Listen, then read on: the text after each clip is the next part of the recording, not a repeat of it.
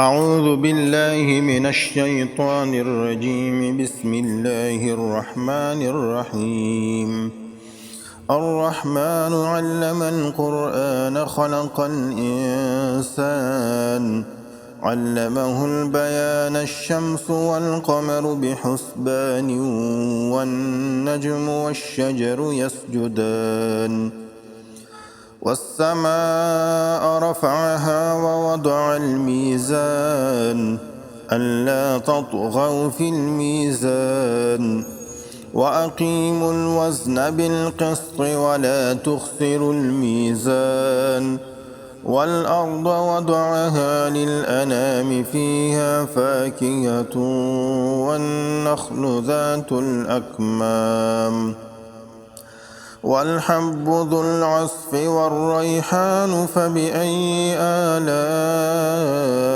ربكما تكذبان خلق الإنسان من صلصال كالفخار وخلق الجان من مارج من نار فبأي آلاء ربكما تكذبان رب المشرقين ورب المغربين فبأي آلاء ربكما تكذبان مرج البحرين يلتقيان بينهما برزخ لا يبغيان فبأي آلاء ربكما تكذبان يخرج منهما اللؤلؤ والمرجان فبأي آلاء ربكما تكذبان وله الجوار المنشآت في البحر كالأعلام فبأي آلاء ربكما تكذبان كل من عليها فان ويبقى وجه ربك ذو الجلال والإكرام فبأي آلاء ربكما تكذبان يسأله من في السماوات والأرض كل يوم هو في شأن فبأي آلاء ربكما تكذبان سنفرغ لكم أيها الثقلان فبأي آلاء ربكما تكذبان يا معشر الجن والإنس إن استطعتم أن تنفذوا من أقطار السماوات والأرض فانفذوا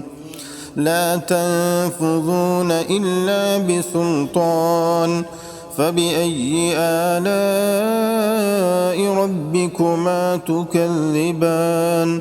يرسل عليكما شواظ من نار ونحاس فلا تنتصران فبأي آلاء ربكما تكذبان فإذا انشقت السماء فكانت وردة كالدهان فبأي آلاء ربكما تكذبان فيومئذ لا يسأل عن ذنبه إنس ولا جان فبأي آلاء ربكما تكذبان يعرف المجرمون بسيماهم فيؤخذ بالنواصي والأقدام فبأي آلاء ربكما تكذبان هذه جهنم التي يكذب بها المجرمون يطوفون بينها وبين حميم آن فبأي آلاء ربكما تكذبان ولمن خاف مقام ربه جنتان فبأي آلاء ربكما تكذبان ذواتا أفنان فبأي آلاء ربكما تكذبان فيهما عينان تجريان فبأي آلاء ربكما تكذبان فيهما من كل فاكهة زوجان فبأي آلاء ربكما تكذبان متكئين على فرش بطائنها من استبرق وجنى الجنتين دان فبأي آلاء ربكما تكذبان فيهن قاصرات الطرف لم يطمثهن إنس قبلهم ولا جان فبأي آلاء ربكما تكذبان كأنهن الياقوت والمرجان فبأي آلاء ربكما تكذبان هل جزاء الإحسان إلا الإحسان فبأي آلاء ربكما تكذبان ومن دونهما جنتان فبأي آلاء ربكما تكذبان مدهامتان فبأي آلاء ربكما تكذبان فيهما عينان نضاختان فبأي آلاء ربكما تكذبان فيهما فاكهة ونخل ورمان فبأي آلاء ربكما تكذبان